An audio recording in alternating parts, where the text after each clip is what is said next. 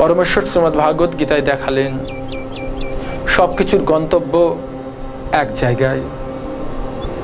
দেখুন, পাহাড় থেকে, পর্বত থেকে জলরাশি, সমস্ত জলরাশি বেয়ে বেয়ে চলে আসছে, কিন্তু তার গন্তব্য সমুদ্র। পাহাড়ের জল যেমন সমুদ্রে গিয়ে মিশে যাচ্ছে, নদীর জল যেমন সমুদ্রে মিশছে, বৃষ্টির জলও একত্রীভূত হয়ে সমুদ্রেই মিশছে। সবার গন্তব্য যেমন সমুদ্র, সমস্ত পন্থার অন্তিম গন্তব্য গোবিন্দ শ্রীপাদ পদ্ম, গোবিন্দ চরণ আশ্রয়। সেটি হচ্ছে শ্রেষ্ঠ কর্ম। আমরা মানব জীবনের যদি প্রকৃত শান্তি পেতে চাই, তাহলে পরে প্রকৃত পরিতৃপ্তি পেতে চাই, তাহলে পরে আমাদেরকে সেই পন্থাকে অবলম্বন করতে হবে। আচ্ছা বলুন তো একটি কথা, আপনারা যারা শ্রবণ করছেন, প্রকৃত অর্থে আপনি একটু ভেবে বলুন তো, আপনি কি পরিতৃপ্ত? জীবনে যা পেয়েছেন তাতে কি আপনি সন্তুষ্ট? না বাবা, আমি যা পেয়েছি তাতেই আমি সন্তুষ্ট, আমার আর অন্য কিছু পাওয়ার অভিলাষ নেই, ইচ্ছে নেই, আমি পরিতৃপ্ত, আমাকে বহু কিছু পেতে হবে এমন কোনো ইচ্ছে নেই। আমার মনে হয় সামান্য পিপীলিকাও, বেদান্ত দর্শন বর্ণন করছে, একটি পিপীলিকা, তাকে যদি জিজ্ঞাসা করা হয় তুমি কেন ছুটছ, সেও তখন বলবে আমার অন্যের প্রয়োজন রয়েছে, উদরের ক্ষুধা নিবৃত্ত করবার, উদরের ক্ষুধা মেটানোর প্রয়োজন রয়েছে, সেই ক্ষুধা মেটানোর জন্য আমি দৌড়ে বেড়াচ্ছি।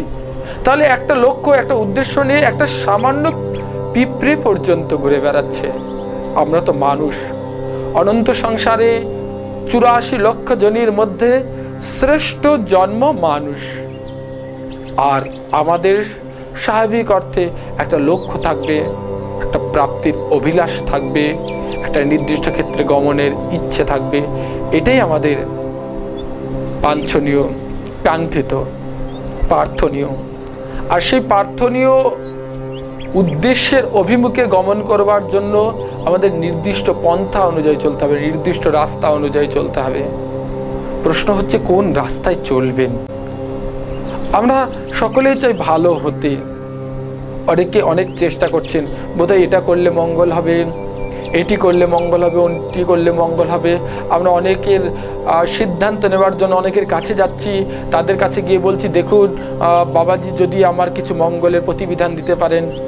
আমরা দেখুন কোনো মহাত্মাকে দেখলে পরেই হুমড়ি খেয়ে পড়ি তার কাছে, সঙ্গে সঙ্গে তার কাছে প্রণাম করেই আমাদের একটা প্রার্থনা নিয়ে বসি। আমরা বলি বাবা আপনি একটু আমার ছেলের মাথায় হাতটা দিয়ে দিন, ছেলেটি ভীষণ দুষ্টু, ভীষণ চঞ্চল, উগ্র মস্তিষ্ক, একটু আপনি মাথায় হাত দিয়ে তার চঞ্চলতাকে দূরীভূত করে দিন, দূর করে দিন। হ্যাঁ, এটা সত্য, সাধুর অসীম ক্ষমতা।